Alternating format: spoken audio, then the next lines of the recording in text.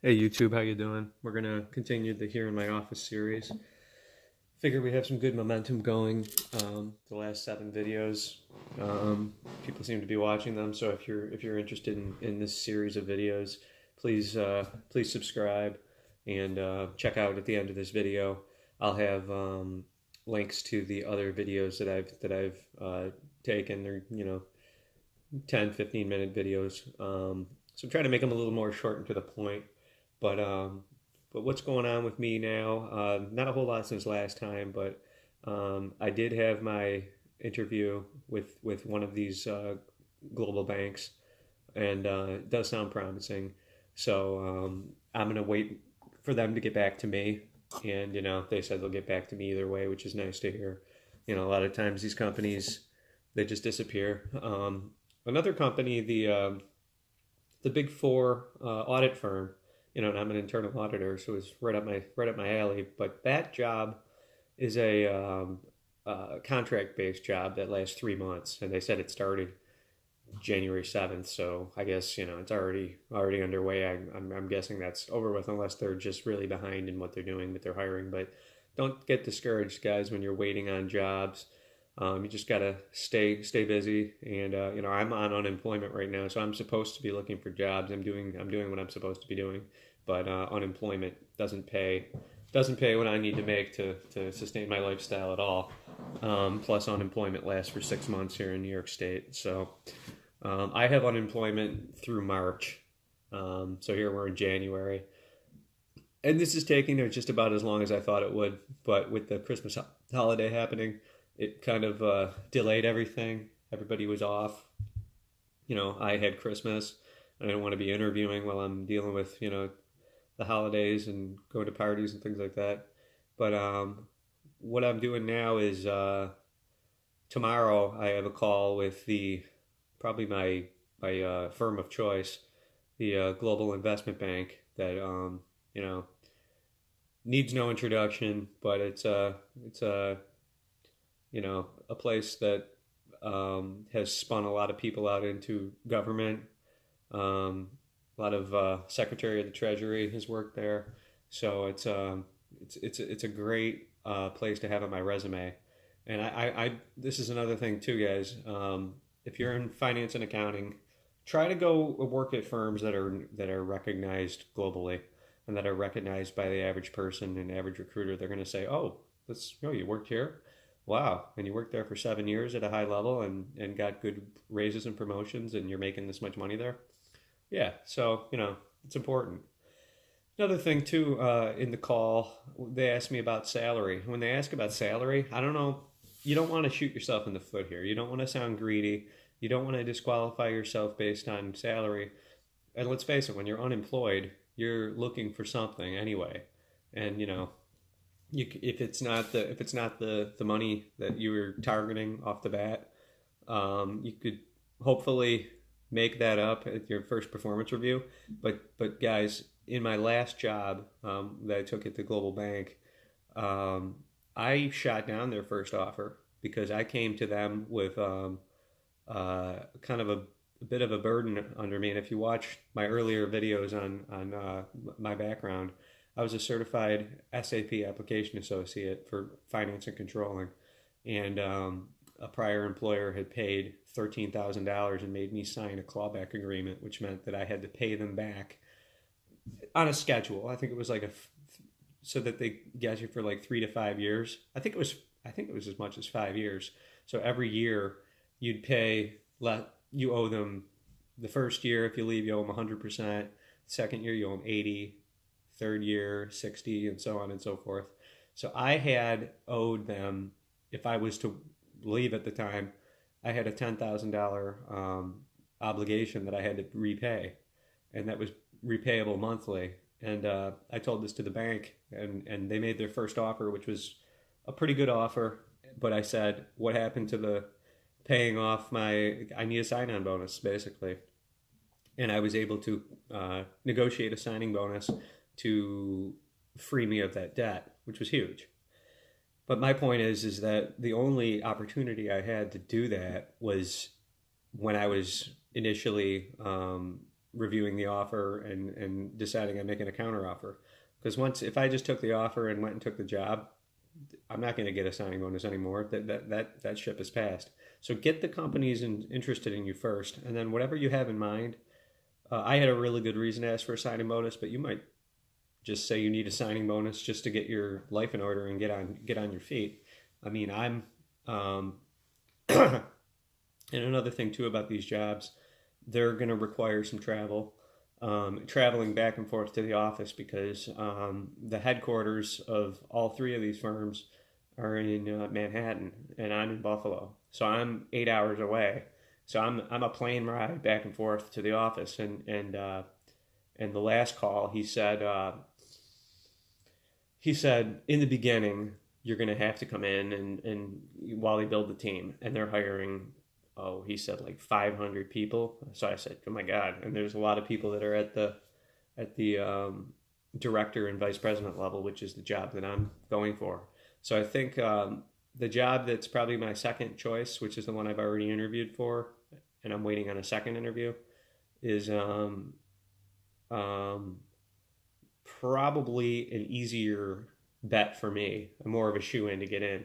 But then again, the other job at the investment bank is in internal auditing, and it's in professional practices. And I have extensive 12 years of experience in audit. So it's essentially all I've known. It's all I've done since I got out of college. And interestingly enough, I have a degree in finance and financial services. I never even studied auditing.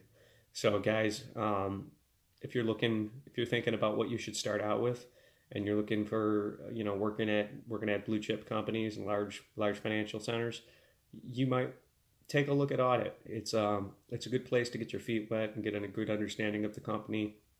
And good thing about audit too is once the audit's over with, those problems have been left with management, and you may work on following up on the issues to close them, but once it's over with, it's over with. So I always sometimes looked at the business and I thought, it would suck to be you, wouldn't it? Like, I'd hate to have to actually fix these problems.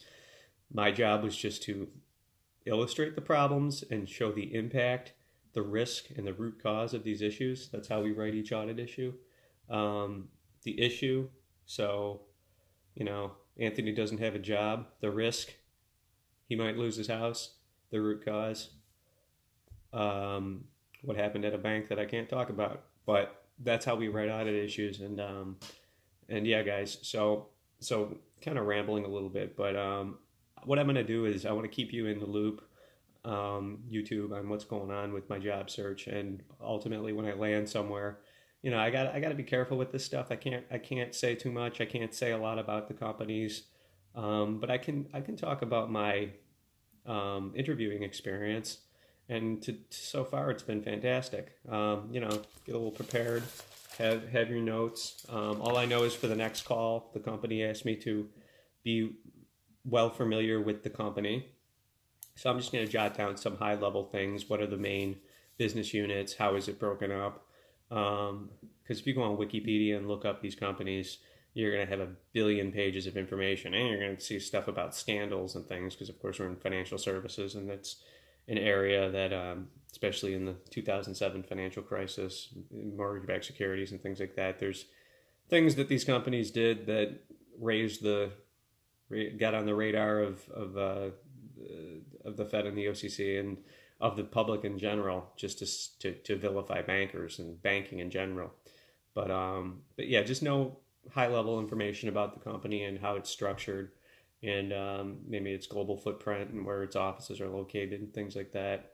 And just so they know that you're interested in their firm and you're not just shopping around jobs and talking to everybody and you don't care. But yeah, so I'm gonna study the company a little more, make some notes, and then another thing too on these calls, always have questions. I jotted down. Let me see. What did I ask?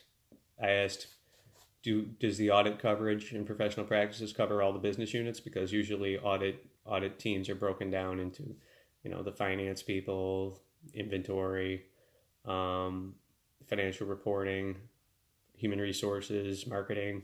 It's all specialized auditors doing these different things. So I wanted to get an understanding of what the coverage is, want to know about some of the current projects that they're working on. I don't think they were able to tell me, but I asked the question, what's the exposure to the regulators, the Fed and the OCC? Since I've been experienced in that, I'd like to continue. And also do what presentations are needed, because I did a big presentation. It was quite stressful to the whole audit department, but I scripted the whole thing and did it on a WebEx, and I'm wondering if that's something that I'd have to do, that I'd be not have to do, but be expected to do as a vice president at one of these companies.